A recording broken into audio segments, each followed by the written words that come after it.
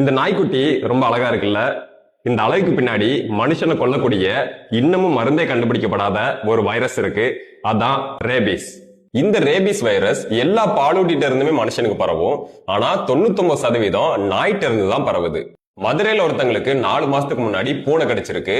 அவங்க ரேபிஸ் தடுப்பூசி போடாததால 2 நாள் முன்னாடி ரேபிஸ் வந்து இறந்துட்டாங்க. இந்த ரேபிஸ் வைரஸை நாம தடுப்பூசி மூலம் 100% கண்ட்ரோல் பண்ண முடியும். ஆனா தடுப்பூசி போடாம விட்டா இப்படிதான் ஆகும். இதுக்கு பேரு ஹைட்ரோபோபியா. தண்ணியை பார்த்தாலே பயப்படுவாங்க. இது ரேபிஸ்கான ஒரு சிம்டம்ஸ். இந்த சிம்டம்ஸ் வந்துட்டா எந்த மருந்தாலையும் நம்மளை காப்பாற்ற முடியாது. 100% சாவு உறுதி. ஒரு வெறி நாய் நம்மளை கடிச்ச உடனே ரேபிஸ் பரவாது. இந்த ரேபிஸ் வைரஸ் ரொம்ப பொறுமையா தான் நம்ம மூளையை நோக்கி டிராவல் ஆகும். இப்போ ஒரு நாய் நம்ம கால்ல கடிச்சிட்டா கால்ல இருந்து வைரஸ் மூளைக்கு போறதுக்கு 6 மாசம் கூட ஆகலாம். இந்த 6 மாசம் வரைக்கும் நம்ம உடம்புல எந்த சேஞ்சுமே நடக்காது. எப்போ இந்த வைரஸ் நம்ம மூளையை ரீச் ஆகி அட்டாக் பண்ணுதோ அதுக்கப்புறம் தான் இந்த சிம்டம்ஸ் எல்லாம் நமக்கு வரும். ஒன்ஸ் இந்த சிம்டம்ஸ் வந்துட்டா எந்த ஒரு தடுப்பூசியோ இல்ல எந்த ஒரு மருந்தோ வேலை செய்யாது. 10 நாள்ல இறந்துருவாங்க. அதனால என்னை ஒரு நாய் 1 மாசத்துக்கு முன்னாடி தான் கடிச்சது, நான் நல்லா தான் இருக்கேன்னு அசால்ட்டா இருக்காதீங்க. உடனே போய் தடுப்பூசி போட்டுக்கோங்க. தடுப்பூசியை பொறுத்தவரை படத்துல வர்ற மாதிரி தொப்புளை சுத்தி 40 ஊசி எல்லாம் போட மாட்டாங்க. நம்ம ஷோல்டர்ல 4 ஊசி தான் போடுவாங்க. கடிச்ச அன்னைக்கு 1, 3வது நாள் 1, 7வது நாள் 1, 28வது நாள் 1, அவ்வளவுதான்.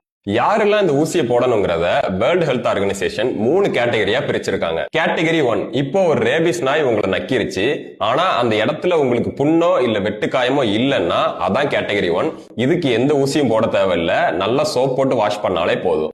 கேட்டகரி 2, நாய் உங்களை பிறண்டினாலோ இல்ல நாய் நக்கின இடத்துல உங்களுக்கு ஆல்ரெடி ஒரு புண்ணு இருந்தாலோ இதான் கேட்டகரி 2. இதுக்கு 4 தடுப்பூசி போடணும். கேட்டகரி 3, நாய் உங்களை கடிச்சு ரத்தம் வந்தா இதான் கேட்டகரி 3. இதுக்கு 4 தடுப்பூசி கூடவே இம்யூனோகுளோபுலின் சேர்த்து போடணும்.